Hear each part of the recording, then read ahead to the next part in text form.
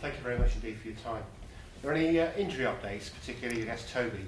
Nou, Toby Alderweireld is close to be back, but still not available for this weekend.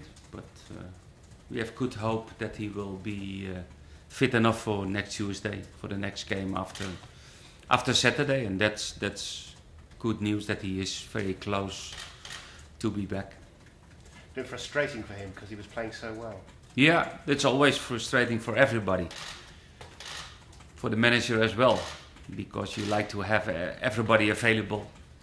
You like to have really competition between your players in the squad, but okay, it's the last player who has to come back out of J. Rodriguez and Mayuka, but we know that story, but it's the first one who will come back and be available for the team. So a fairly strong squad, everyone who can be looking likely to be fit at an important part of the season. Yeah, important, very important. I think we will play a lot of our chances for a high position on the table in the next two games what we have, and we have to realize that, we have to be prepared for that, but I think we're doing well. If you go back to the game against Liverpool, I think we play well. We deserved much more than we get finally, and it's now to be more effective. I think that's maybe the question now at the moment, that we are not effective enough to score and to win games, but total feel of the team, I'm happy. Are you optimistic about the fixture list? It's actually, looking at it, and I know no games are easy in the Premier League, but Chelsea, Manchester City and Spurs, I think, are the only top teams that you have to play between now and the end of the season. Is it quite a helpful fixture list for your ambition to get into the top four? No, I don't think so. I think every game is difficult. In the last part of the season, a lot of clubs, they play for or not delegated or to go in UEFA or for the Champions League positions on the table, and then it's no easy game. Everybody will fight, maybe depends the European teams till which time they will continue playing for Europe. Okay, that maybe will be more difficult for them, but my experience after one season in Premier League is that every game is difficult. You can win, you can lose against everybody, and you have to prepare, and you have to go for game to game, in my opinion. So difficult to break into that top four. Do you think that the fans have become a bit too excited by the prospect? No, it's not. I don't think so. It's too much, because everybody can dream about success, about Champions League.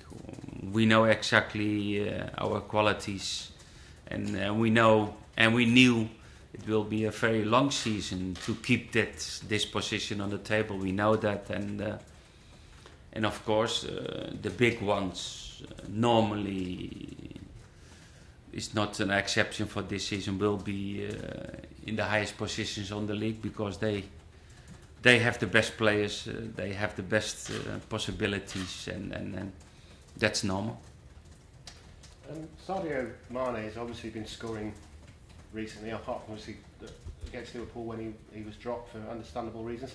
Is that all now behind him and all forgiven and move on? Yes, of course. I punish the player, because that's one of the rules and the instruction what we have with the players. Everybody is allowed to come one day late on a training session. That's no problem. But if you have to play, you have to be on time. And that was on that day, and after that day, it's like before, no problem. Ronald, has he taken the punishment like a man? Does he understand it? Yeah, he understood it, of course. I spoke to Sadio before the game, and I spoke to him, and he understood the reason why, yes. Tell us about West Brom. And Tony Pulis, have you come across one of his teams before, or what do you know about the way he plays? No, I watched 2 games of them in the last few weeks. I think it's normal that when you, as a manager, are coming in a new team, you try to play out of defensive organization. What they have, it's not easy to score against them. All the results of them in the last few weeks are very close. Not a lot of goals in that games, and always the opponent has more ball position, but it's not always about to have ball position. It's about what you make of that, and they are very strong in set pieces because they have, as a team, West Brom the highest score to scoring goals about set pieces, and that's a big quality of them. Much like you've done here with limited resources, relatively speaking, Tony Pulis has a record of doing the same at smaller clubs, avoiding relegation certainly and building. Do you admire him as a manager? Yeah, but because I think it's one of the qualities of the manager to put a very good organization in a team. They fight against not relegation, and they fight for every point, and they know and they play out of the qualities what they have, and I think that's the best what you can do as a manager. I don't want to look backwards, we're looking forwards, but you didn't have a chance to respond to Brendan Rodgers' criticisms of the club. He said no mentions of the 3 former Southampton players in the matchday programme on Sunday. I understand that he was incorrect in that criticism anyway, but do you have any thoughts on that? No, I have no comments about that. And can I ask one final question, please, about we're asking all the managers obviously about the World Cup situation as far as 2022 is concerned, having to play a World Cup in the winter months, and that, first of all, and the effect it will have on Europe, particularly in the normal leagues. I think it's a problem for the Premier League because in England we like to play during Christmas and Happy New Year, and it's always a little bit strange to nominate Qatar as the country for the World Champions, and then to have the discussion when you have to play the tournament. It's a little bit wrong, in my opinion, and it's strange. It's strange to play World Champions during a football season, in a break of the season. I don't know. It's not my problem. We're talking about 2022. It's a long time. Life goes fast, but not so fast to think about that. But you could be Dutch manager at the time. Maybe English manager. How long has it been nearing a full-strength team game? Because at the start of the season we saw what was capable when you had all your players fitted, ready to go. No, that's always the best because you have really competition between the players.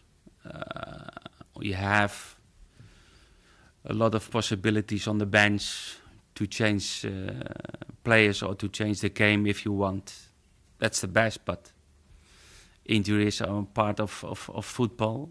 A little bit unlucky with our injuries in the last few weeks, but now the people are coming back, and then that's a good notice for the rest of the season. Well, on the back of recent results, how important is it to stay sort of realistic and perhaps not get too down about the recent results? Yeah, that's true, because that's the reason that I mentioned that the next 2 games are very important about our chances till the end of the season. If you win 2 games, then still you are close to the big ones. If not, maybe there will be a distance, and then okay. But I think we play a lot of our chances in the next 2 games. Well, it's funny. I believe it's just 1 goal in the last 4 games. Do you sort of regret perhaps not bringing in somebody to help Graziano up the top? No, it's not about one player. Of course, our front players need a little bit more sharpness in the box. We have to realize that in the beginning of the season we had a lot of midfield players scoring goals, and we're a little bit struggling as a team in created chances, in scoring goals. It's not. I'm not very worried about that because we have good quality attackers in our squad, and that will change. And I'm happy about the way how we play, and sometimes to win or to lose, it's so close to each other. For example, if the referee whistle penalty and you're 1-0 up after 1 minute, 11 against 10, it's much different than after 3 minutes, 11 against 11 and 1-0 down.